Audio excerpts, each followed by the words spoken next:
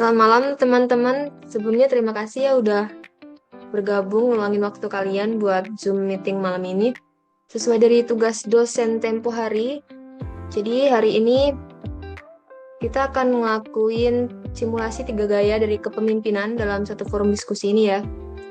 Jadi guys, rapat di forum diskusi ini yang mimpin nanti ada 3 orang. Pertama ada saya sendiri, kemudian dilanjut oleh Rama, lalu dilanjut lagi oleh Syifa. Nah, jadi diskusi ini bersifat interaktif, teman-teman.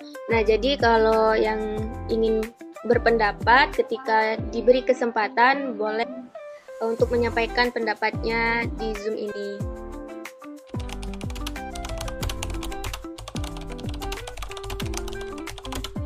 Baik semuanya, mohon untuk fokus. Topik diskusi kita pada malam hari ini adalah strategi meningkatkan kedisiplinan mahasiswa dalam perkuliahan daring. Dalam sesi ini, saya akan mengarahkan diskusi dan menentukan keputusan nantinya. Untuk peserta, cukup untuk tolong menyimak dan menjawab bila nanti saya minta. Lanjut, menurut saya masalah kedisiplinan terjadi karena aturan tidak ditegakkan secara konsisten. Solusi utamanya adalah memperjelas peraturan dan memberikan sanksi tegas. Baik, Kak.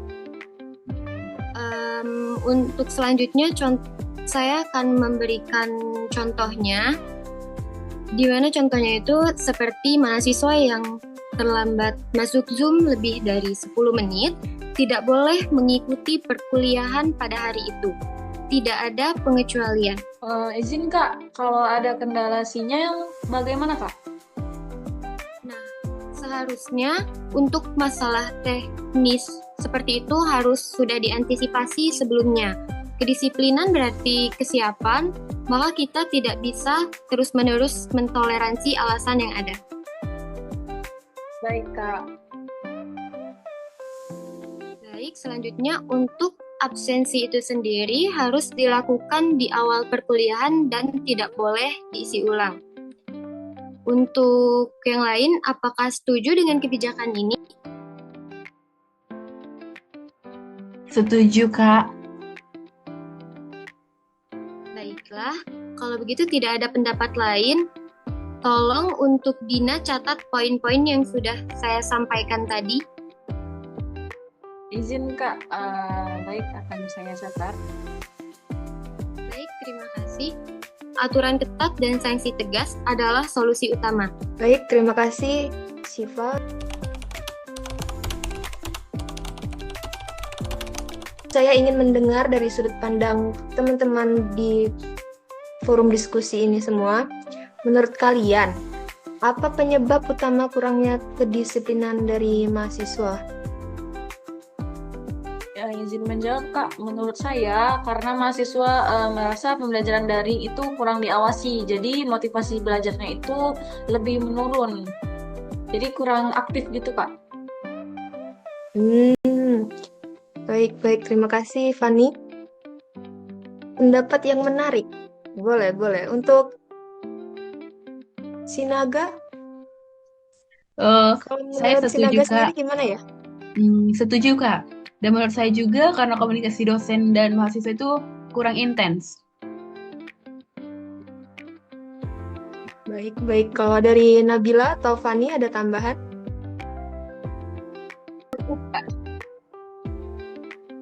Mungkin dari saya Kak, karena aturan itu dibuat sepihak, jadi mahasiswa itu kurang merasa memiliki tanggung jawab untuk sesuatu gitu.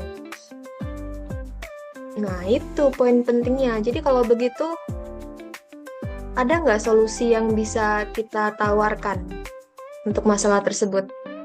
Menurut saya mungkin aturan itu tetap ada, tapi disepakati bersama dari awal. Jadi antara dosen dan mahasiswa itu ada kesepakatan yang dibuat. Jadi apabila ada peraturan yang pertama itu, jikalau mahasiswanya setuju, boleh kita berarti disepakati. Sedangkan lanjut ada peraturan yang kedua, jikalau dosennya setuju tapi mahasiswanya kurang setuju, seperti pemberian nilai, itu boleh dipertimbangkan terlebih dahulu Kak antara dosen dan mahasiswa. Baik. Kalau dari Sinaga, ada yang ditambahkan? Saya juga setuju Kak, karena menurut saya juga karena komunikasi dosen dan bisa juga diberi penghargaan juga Kak bagi mahasiswa yang disiplin. Ada tanggapan itu- lain nggak dari yang lain? Ya Boleh, Kak, Fani? saya setuju. Reward juga bisa meningkatkan motivasi belajar mahasiswa tuh. Baik, terima kasih semuanya untuk respon baiknya. Jadi untuk kesimpulan sementaranya itu, kedisiplinan bisa ditingkatkan dari aturan bersama, komunikasi yang baik, dan sistem reward. Apakah semua setuju? Setuju Kak. Setuju Kak. Yang lain? Setuju. Baik, terima kasih.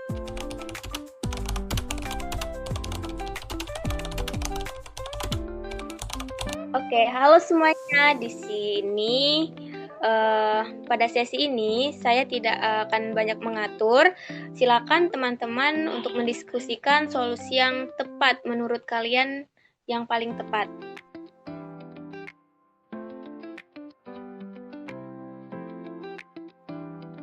Izin Kak, mungkin kita bisa gabungkan ide dari sesi sebelumnya Kak. Iya, menurutku juga begitu. Atau mungkin setiap kelas punya kesepakatannya masing-masing. Silakan kalian bisa kembangkan sendiri untuk idenya ya. Jadi kesimpulannya apa ya? Untuk kesimpulannya itu bebas sesuai kesepakatan kalian aja. Oke Kak, mungkin kita bisa simpulkan saja ya Kak, seperti yang tadi. Oke guys, jadi dari ketiga simulasi tadi, kita bisa melihat ya apa saja perbedaan yang cukup jelas dari setiap gaya kepemimpinan.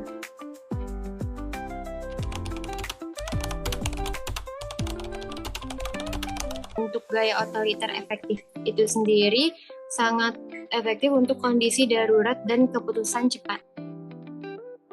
Nah, jadi untuk gaya laissez-faire ini cocok jika anggota sudah mandiri tapi bisa kurang terarah. Sedangkan gaya demokratis mendorong partisipasi dan kerjasama. Demikian guys, simulasi dari kami. Terima kasih atas perhatiannya, terima kasih atas respon baiknya. Kami akhiri, terima kasih.